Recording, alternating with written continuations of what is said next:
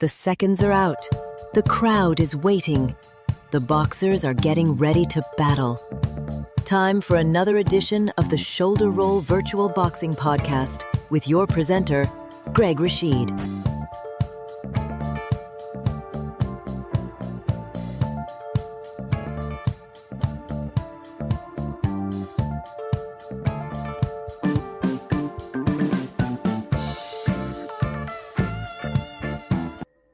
Well, I want to say sweaty club to everyone out there. This is Greg Rashid with another edition of the Shoulder Roll Virtual Boxing Podcast. Heard by many people at their convenience on various platforms all over the internet, but a lot of folks listen every Sunday afternoon at 3 p.m. Mountain Time on KUHSdenver.com, created by the one and only Henry Archuleta. I want to say hi to all my friends in the Colorado region. I'm going to be back there to visit at some point, but right now I'm in Bangkok, Thailand, loving it, and we're going to have, as always, a great show. And if you're new to the program, real quickly, what we do here is fantasy fights, because you're here because you love boxing. And we use various modalities, be it computer games, card and dice games, and mix things up. And today we're using a Title Bout 2 PC game created by Jim Trunza. And this fight is going to be, especially for those in Denver, it's going to be a lightweight fight between little but bad Stevie Johnston versus Juan Manuel Marquez. And this should be a humdinger. And I knew Stevie. I have a personal stake in this one. You know, I knew him, and great guy. He was on my TV show way back when I was on cable in Denver. And this should be a really exciting fight.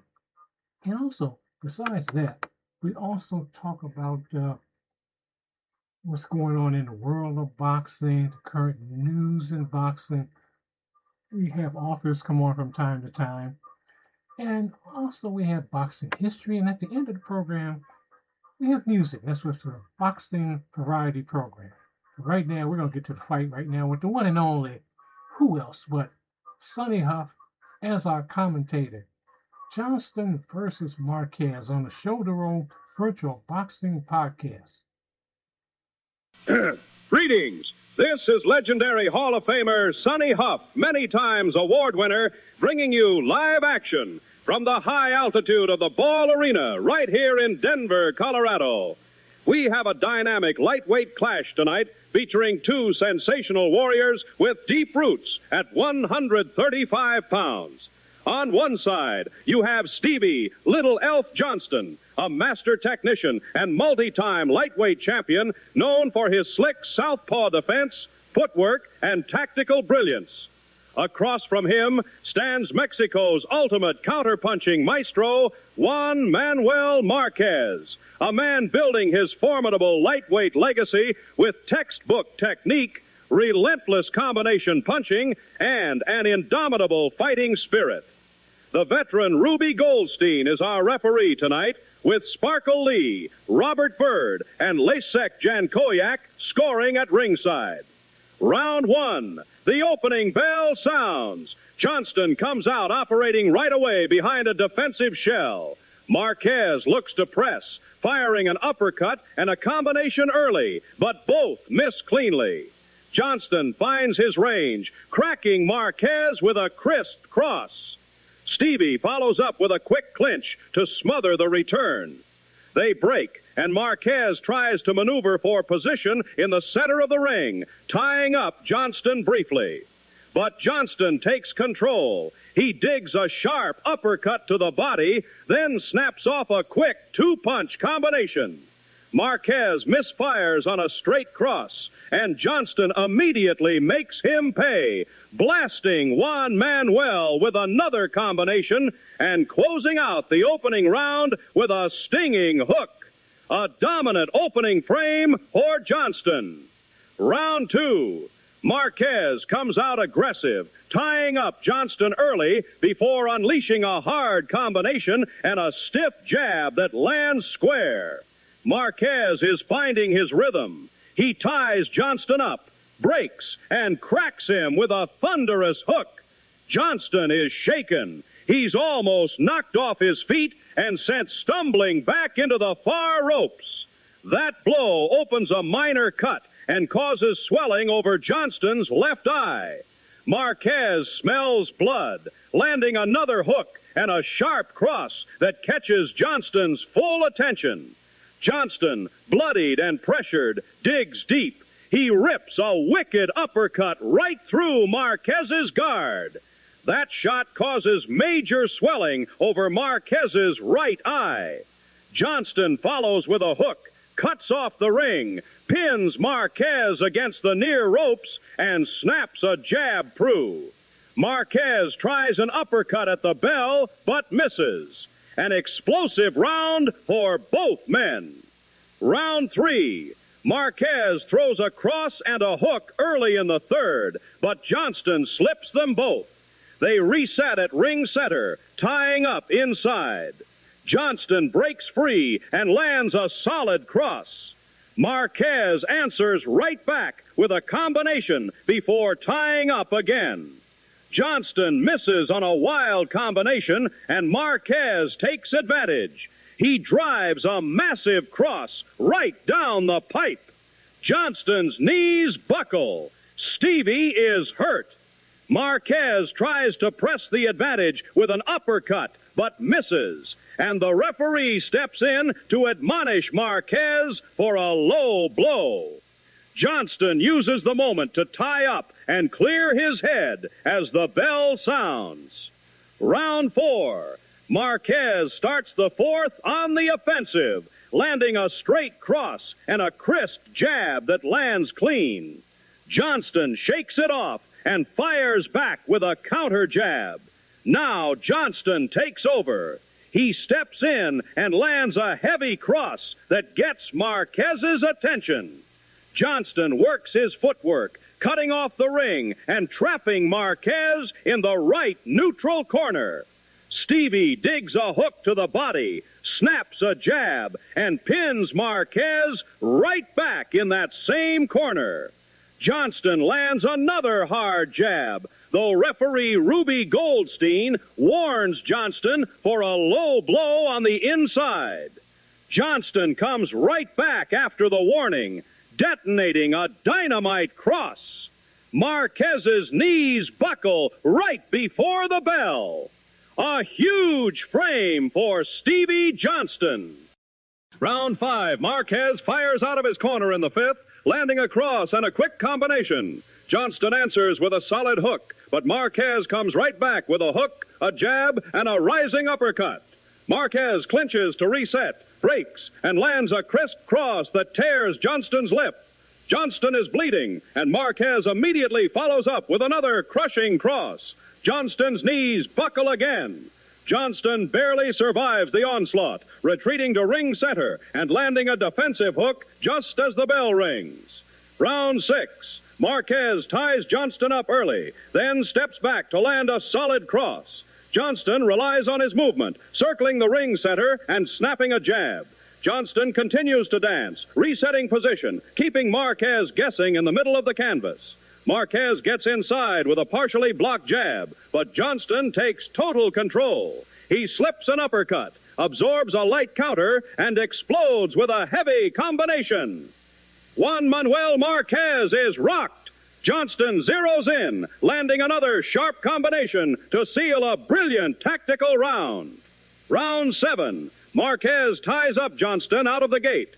Johnston breaks free, landing a light jab and a clean cross before clinching. Marquez tries to maneuver, but Johnston dominates the distance in the center of the ring. Stevie sticks Marquez with a sequence of unanswered shots, a sharp combination, a glancing blow, a solid hook, and another hard strike inside. Marquez looks for answers, moving around ring center, but Johnston stays completely elusive, avoiding Marquez's counter attempts and cruising through the 7th frame. Round 8. Johnston comes out firing in the 8th, snapping Marquez's head back with a sharp jab.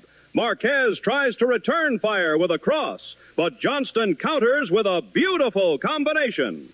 Marquez lands a pair of hooks to the body, but Johnston smothers him with a clinch. Johnston breaks and goes to work. A combination, a hook, and then a devastating uppercut.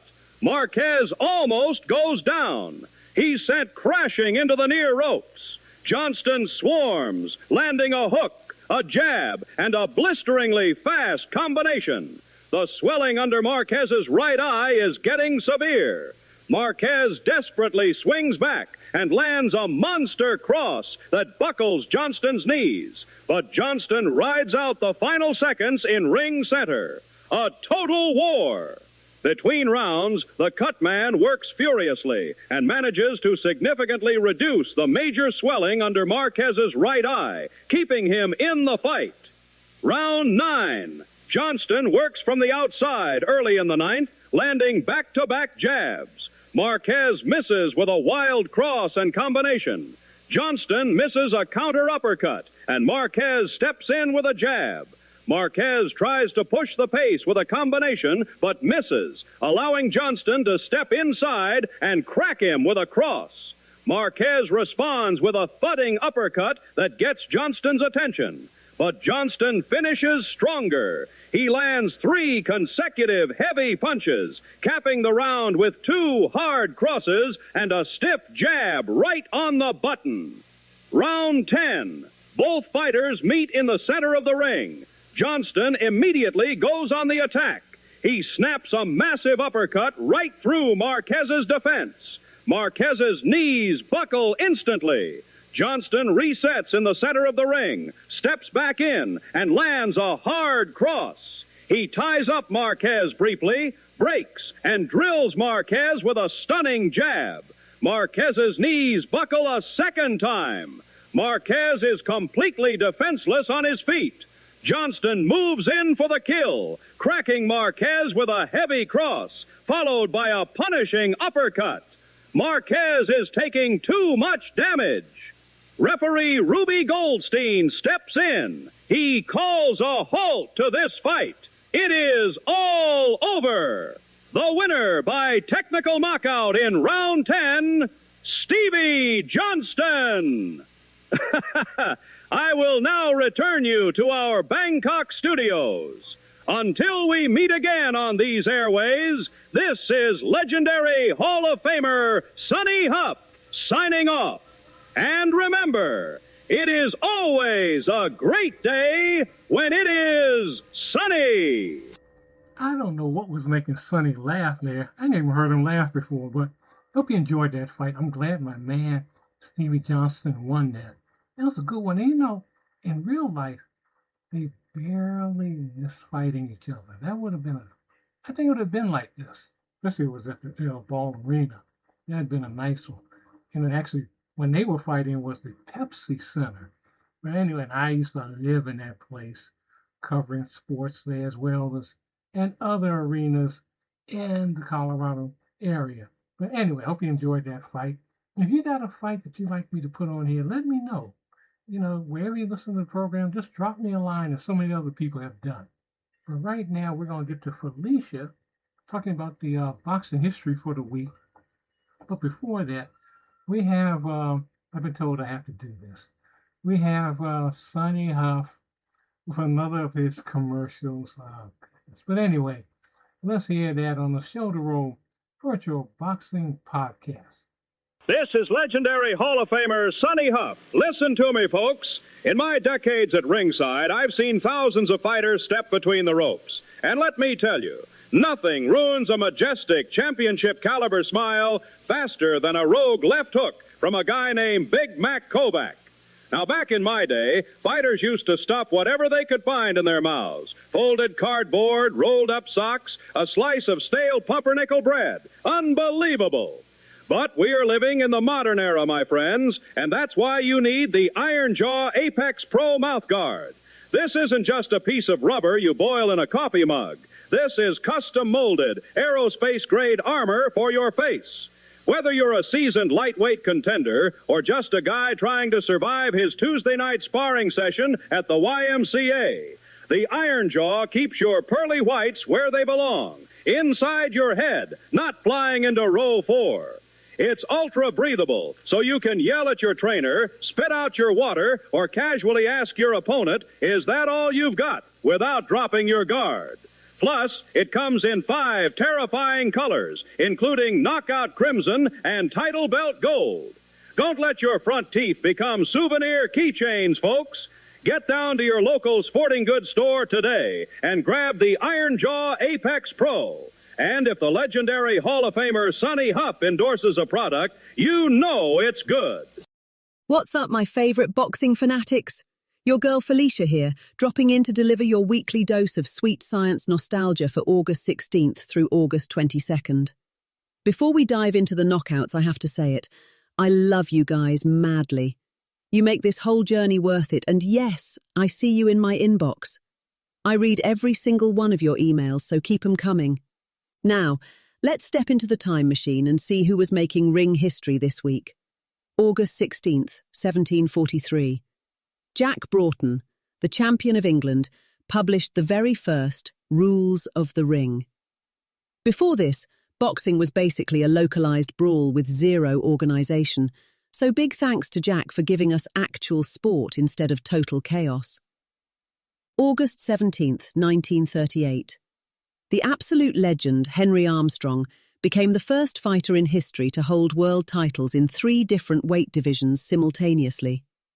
Imagine carrying 3 championship belts at once. Talk about a workout.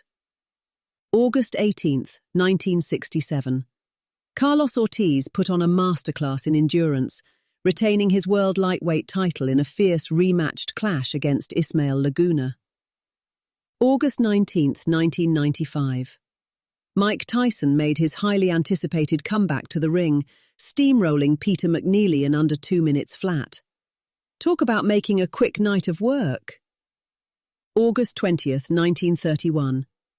Boxing promoter Don King was born in Cleveland, Ohio. Love him or hate him, the man built an empire promoting iconic fights, though he's almost as famous for gravity-defying hair that permanently looks like it just touched a plasma globe. August 21st, 1939. Payback time! Lou Ambers managed to pull off an epic upset, defeating Henry Armstrong to take back his world lightweight crown. August 22nd, 1969. Power puncher Ruben Olivares claimed the world bantamweight title for the very first time after knocking out Lionel Rose in stunning fashion. Have a fantastic, wonderful week, everyone. Keep your guards up, stay safe, and throw plenty of love around out there. Thank you so much, Felicia, for doing that. You know, people really enjoy that because they learn their history. I learned stuff I don't know. It's just amazing. But anyway, right now, and by the way, Sonny Huff, those commercials, I don't know about that. But anyway, we're going to change everything now. And right now, Malcolm and Elder are going to have a debate. I've been talking to them about this. And this has been like over a year now. And finally said, we might as well put this on here. This is about the whole issue of the zeros in boxing and also in MMA. But zero, as far as not risking your losing a fight because you want to be perfect. You want to be like Floyd Mayweather Jr., be 51-0. You want to be like that Rocky Marciano, 49-0. It doesn't work that way. But anyway, we're going to have Malcolm and Ella talk about that on the Shoulder Roll Virtual Boxing Podcast. And then I want to know what you think about that. So let's hear it right now. Welcome to the debate. Today, we are looking at a single number that has profoundly transformed and in many ways just completely paralyzed a global sport. Yeah, we're talking about professional boxing. Right. Over the last few decades, it shifted away from this high-frequency sport of competitive attrition and moved toward a highly protective, really risk-averse commercial ecosystem. And at the absolute center of this transition is the zero, the undefeated record. It really is the defining tension in combat sports right now because, honestly, it dictates what we as fans actually get to see on our screens. Exactly, which brings us to our core question today. Has the obsession with the zero on a fighter's record destroyed modern matchmaking? Has it made boxers fundamentally risk-averse, especially when you compare it to past eras where, lost-latent veterans still aggressively fought top contenders? It's a huge question. It is. And I want to frame my perspective right out of the gate here. From where I'm sitting, the cultural obsession with maintaining an unblemished record, what I call the cult of the O, has fundamentally broken the sports psychology. We have created an environment where fighters actively evade elite 50-50 matchups simply to preserve their marketability. It's a mentality issue. See, I look at the exact same landscape, but I see a completely different root cause. To me, the O is merely a symptom. It isn't the disease itself. So what's the disease? The true culprit destroying matchmaking is the fragmented business structure of boxing. I mean, we're talking about the proliferation of rival sanctioning bodies, adversarial promotional companies, and a massive structural reliance on a broken pay-per-view economic model. The fighters are just acting rationally within an incredibly irrational system. Well, let's pull on that thread, because I think to understand the modern fighter's mentality, we have to look at what we can call the Mayweather blueprint. Oh, right. More importantly, how it has been disastrously misunderstood by the current generation. If you are a young boxer today, you grew up watching Floyd Mayweather's astronomical financial success, which obviously culminated in his famous 50-0 record. Sure. Fighters observed the wealth, the money Mayweather persona, the private jets, and they falsely concluded that statistical perfection is the only path to superstar status. They looked at the end result and completely misunderstood the process of how he got there. That misinterpretation is definitely prevalent, but I think placing the blame on the fighter's psychology just completely misses how the business actually functions behind the scenes. But the psychology drives the business paralysis. Just look at the prolonged delay we endured for the Errol Spence Jr. versus Terrence Crawford fight. That was a generation-defining fight. Yet for years, you had two undefeated champions sitting in their respective promotional silos. They were absolutely terrified to ruin the bag by losing their perfect records. They both wanted the Mayweather money, but neither wanted to take the risk of walking away with a 1 in the loss column. If they didn't view their records as their sole source of value, that fight would have happened 3 years earlier. Actually, the Spence and Crawford delay is the perfect example of why this is a structural problem, not a psychological one. How so? You had Terrence Crawford fighting on ESPN under the Top Rank banner, and Errol Spence Jr. fighting on Showtime under Premier Boxing Champions. The reason that fight didn't happen wasn't just because the fighters were staring in the mirror, worrying about their legacies. It was a huge part of it, though. No, it was because you had two massive broadcast networks and two rival promoters who simply refused to share the broadcast rights. The Zero was viewed as a highly valuable corporate asset. I mean, why would a promoter risk their most valuable undefeated asset against a rival's asset if they can't control the financial upside? I see the logic there, but it implies the fighters have no agency, like they're just pawns. They have agency, but their agency is dictated by leverage. If you want proof that fans, and by extension, the market, don't inherently require an undefeated record, just look at mixed martial arts. Right, MMA. MMA is the ultimate counterexample to this theory. In the UFC, you have superstars like Israel Adesanya, who took losses, got knocked out, and actually became a bigger draw when he bounced back to reclaim his title. True. Alexander Volkanovski gets knocked out by Islam Makhachev, and his stock arguably goes up because of the ambition he showed. Now, someone might ask, why do MMA fans accept losses but boxing fans don't? It isn't because MMA fans are culturally different. It is because MMA operates as a centralized monopoly. Yeah. The promotion holds all the leverage, they act as the central bank of the sport, and they literally force the best to fight the best. Boxing lacks that centralized dictator. I think comparing the UFC's structure to boxing's structure is completely valid, but I don't think it entirely excuses the fighter's mindset. Let's look at boxing's own historical precedent, because it completely contradicts today's risk-averse matchmaking. Let me guess, Sugar Ray Robinson? Yes, Sugar Ray Robinson. The historical data proves that fighter psychology is a massive variable. He is almost universally recognized as the greatest pound-for-pound fighter who ever lived. His record was a staggering 174 wins, 19 losses, and 6 draws. He didn't avoid dangerous stylistic matchups to protect a brand. He fought Jake LaMotta 6 times. True, but the context of those fights... Just to finish the thought on the historical mindset, look at the 1980s, the era of the Four Kings.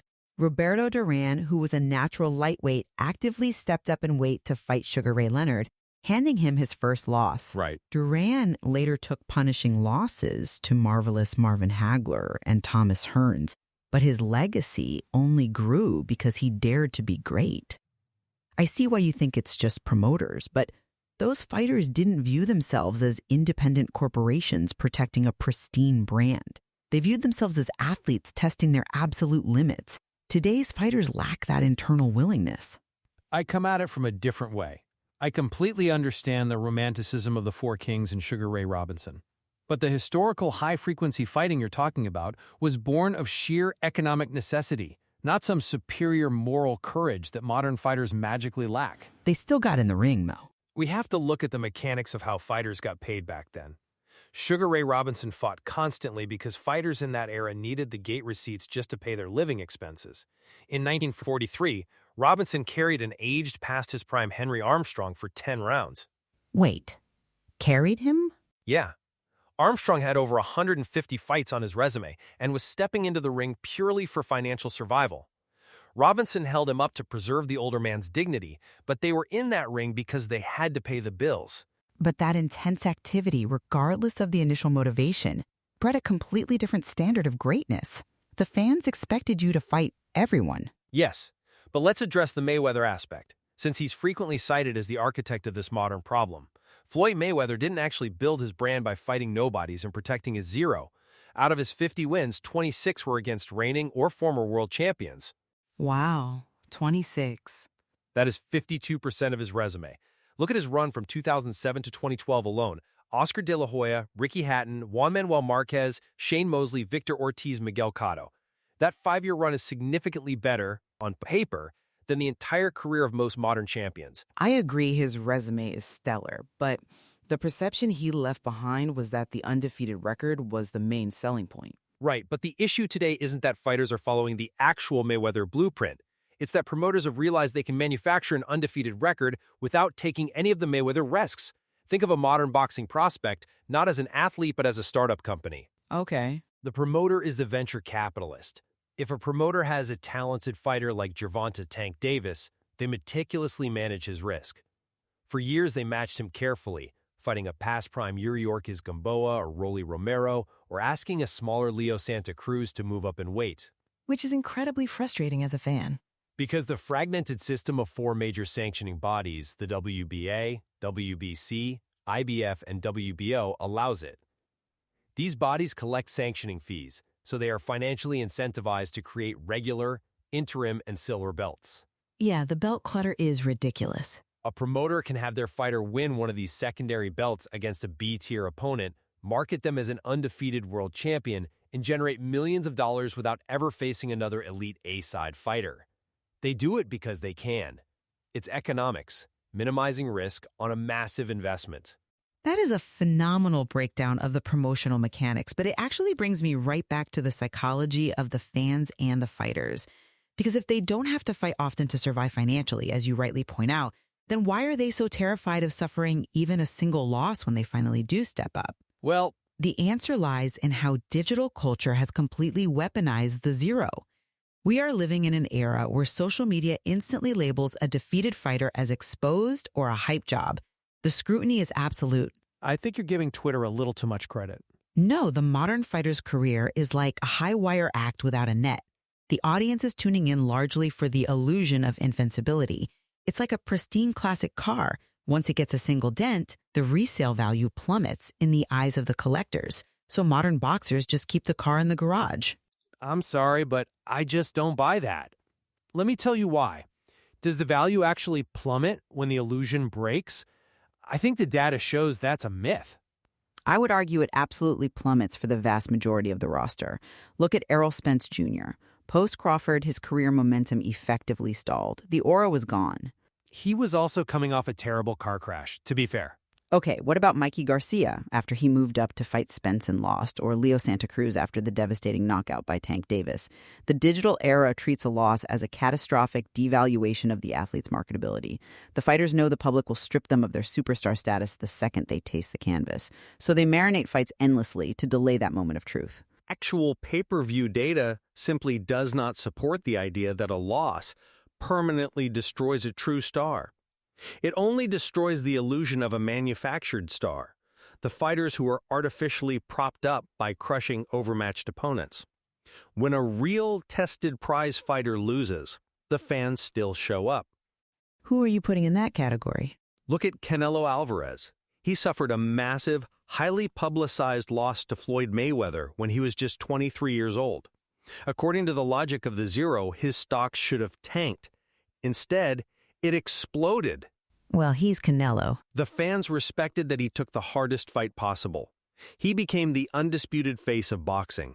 He lost again recently to Dimitri Bivol by daring to move up to light heavyweight, and he remains the biggest financial draw in the sport. Look at Anthony Joshua. Right. He was shockingly knocked out by Andy Ruiz, lost twice to Alexander Usyk, and recently suffered a brutal knockout against Daniel Dubois. And yet, Joshua still routinely sells out 90,000 seats at Wembley Stadium. Now, a boxing fan listening to this might immediately point to Canelo and Joshua and say, wait, they're extreme exceptions. They are institutional global draws backed by massive national fan bases, Mexico and the UK respectively. For the average American prospect fighting on Showtime or ESPN, a loss is practically a death sentence for their television dates. Then let's look at Ryan Garcia. He is the very definition of an American, digital-era, social media-driven star. If anyone's career was based on the pristine aesthetic of an undefeated record, it was his. He fought Gervonta Davis. He got knocked out in the 7th round with a body shot. The magical Zero was gone. It was. But what actually happened to his marketability? That fight generated 1.2 million pay-per-view buys. It was one of the largest gates in Nevada boxing history. Ryan Garcia made a career-high payday of around $30 million in a massive commercial success, despite losing, and he immediately went on to headline another massive pay-per-view. True prize fighters survive defeats perfectly fine. The barrier isn't the fans' reaction on Twitter, it's the A-side, B-side pay-per-view structure that makes the negotiations impossible to begin with. You bring up the A-side, B-side dynamic, which essentially means the fighter who brings in more money gets to dictate the terms, the ring size, the glove brand, the weight clauses. I understand that economic reality, but I want to pivot back to MMA for a moment, because Devin Haney, a major undefeated boxing champion, recently stated that boxing desperately needs to learn from MMA matchmaking. Okay. In MMA, losing is completely destigmatized across the board, from the preliminary card all the way to the main event. And my argument is that the UFC's monopoly structure creates that destigmatization. Structural monopoly is a huge part of it, yes. But we can't ignore the physical realities of the sports, which dictate how fans perceive a loss. In MMA, you are competing with 4-ounce gloves. You have to defend against head kicks, elbows, and complex grappling submissions from Olympic-level wrestlers. It's chaotic. Exactly. The sheer physical variance of the sport makes going undefeated nearly impossible. Because perfection is so rare, fans accept that a fighter can get caught in a submission, lose a fight, and still be elite. That's a fair distinction regarding the physical environment. Right. Whereas boxing is highly specialized. It is a masterclass in one specific discipline, the sweet science of using your fists under a very strict set of rules. And because of that intense specialization, a loss in boxing is seen as a definitive referendum on your core identity and skill level. Interesting. If you get out-jabbed over 12 rounds, it wasn't a lucky kick or a surprise submission. You were systematically dismantled in your singular area of expertise. The Zero carries mythical weight in boxing because it implies absolute mastery of that single discipline. That's why fighters protect it so fiercely. That is a compelling argument. But if you considered that recent events in the sport prove we don't need to change the rules of boxing or shrink the gloves to 4 ounces to fix this matchmaking paralysis, we just need to change how the capital is distributed. You're referring to the influx of Saudi Arabian investment. Exactly. Look at the massive systemic shift we are seeing right now at the heavyweight and light heavyweight divisions. For years, these divisions were totally stagnant. Now, suddenly, the biggest fights are finally happening. Why? It perfectly proves my point about the economics. It's the intervention of the Saudi Arabian Public Investment Fund, the PIF, and Riyadh season. But how does their financial mechanism actually bypass the psychological fear of losing the zero? It bypasses it by removing the speculative risk of the traditional pay-per-view model. Under normal circumstances, if a promoter wants to make a mega fight between two undefeated champions, they have to guarantee the fighters, say, $10 million each. But that money doesn't exist yet. Right, it's just a projection. Exactly. It is based entirely on the hope that fans will buy the pay-per-view at $80 a pop. If the buy rate flops, the promoter takes a massive loss. So promoters are highly risk-averse.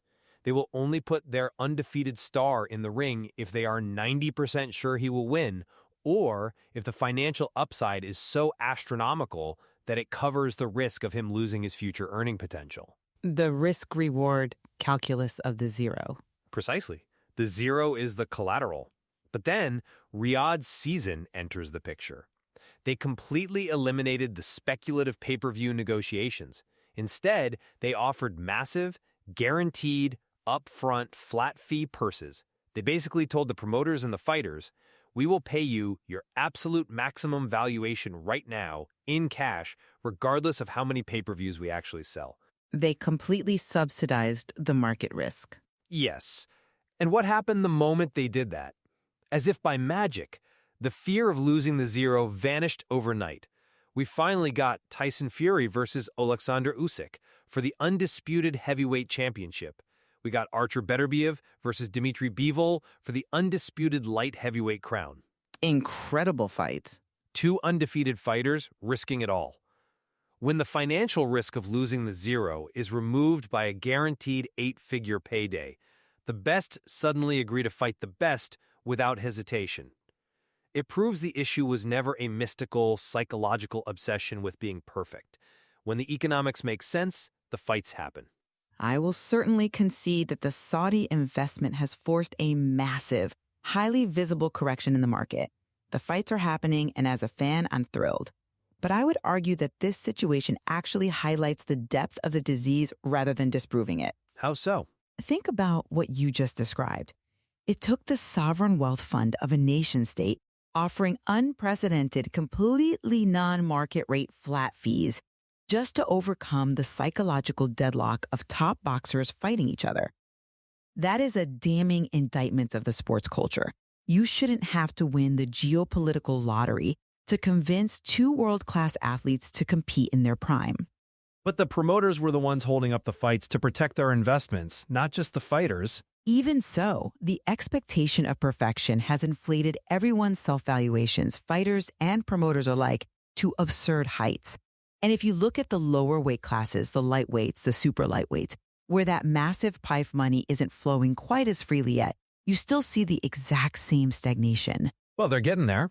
Maybe. But right now, you see undefeated contenders finding endless excuses not to unify the belts. They argue over who gets ring walks last, whose name is first on the poster. The cultural rot, the belief that an undefeated record makes you an A-side who can dictate all terms, is still deeply embedded in the sport's DNA. And it paralyzes the divisions that haven't been bought out by sovereign wealth. That entitlement to dictate terms as the A-side only exists because the fractured landscape allows it to exist. Again, you're blaming the fighters and their psychology for acting rationally within a fundamentally broken system. I just think they share the blame. If you are an independent contractor in a highly volatile, dangerous industry with a very short career window, and you know that taking a 50-50 fight might result in your network or your promoter abandoning you for a newer, younger, undefeated prospect, you are going to protect your record at all costs. I hear you. The structural lack of a central organizing body is the root cause. When a central power controls the economics and assumes the financial risk, whether it's Dana White in the UFC or Riyadh season in boxing, the matchmaking paralysis disappears. The O is just a tool fighters use to navigate a chaotic, unregulated free market. As we step back and look at where we've landed today, my stance remains that the cultural shift toward preserving the O has done profound damage to professional boxing. By weaponizing the concept of the unblemished ledger, we have trained an entire generation of fighters to prioritize a perfect record over the competitive attrition that forged the true legends of the sport. We definitely lost some of that magic. Right. We traded the thrilling multi-fight sagas of the Four Kings for a highly curated era where fighters are often more concerned with their social media branding and A-side leverage than proving their sheer dominance in the ring. The O became a shield to hide behind rather than a standard to defend against all comers. And ultimately, I maintain that placing the blame on the O or the fighter's psychology is confusing the symptom for the disease. The undefeated record is a byproduct of a broken pay-per-view model and a deeply fragmented ecosystem, where multiple sanctioning bodies and rival promoters refuse to work together. Fighters are simply protecting their only real economic leverage. It's a fair perspective. As we've clearly seen with the recent influx of guaranteed, non-speculative purses, when the structural financial risk is removed, the fear of losing vanishes, and the best gladly fight the best. We don't need to change the fighters' mentalities. We just need to fix the business model that governs them. It is a genuinely fascinating dynamic. Whether you view it as a cultural and psychological failure or a structural and economic one, there is no denying that the landscape of combat sports is undergoing a massive, highly necessary disruption right now. Absolutely. Looking beyond the surface of a fighter's record reveals the complex machinery of leverage, marketing, financial risk, and human vulnerability that actually drives this sport. We might disagree on the ultimate root cause, but it is clear that the days of marinating fights endlessly are being heavily challenged by new financial realities. It's about time to. To our listeners, the next time you look at the resume of your favorite fighter, I invite you to look a little closer. Look at who they fought, when they fought them, and exactly what structural or financial leverage was on the line. Understanding the mechanics behind the matchmaking might change how you watch the sport forever. So what do you think?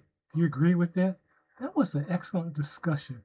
I should send this to Ring Magazine. They probably listen to the show anyway, but thank you very much, Malcolm and Ella, for that. That was really good. We'll have to bring that topic back again later next year.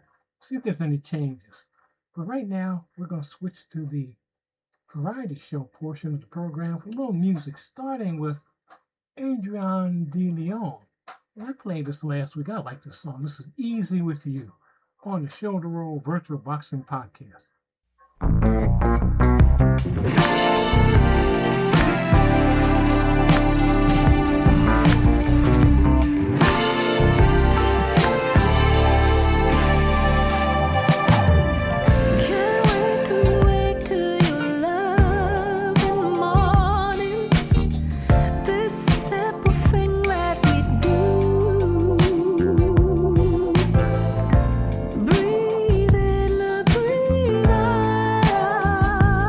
With you.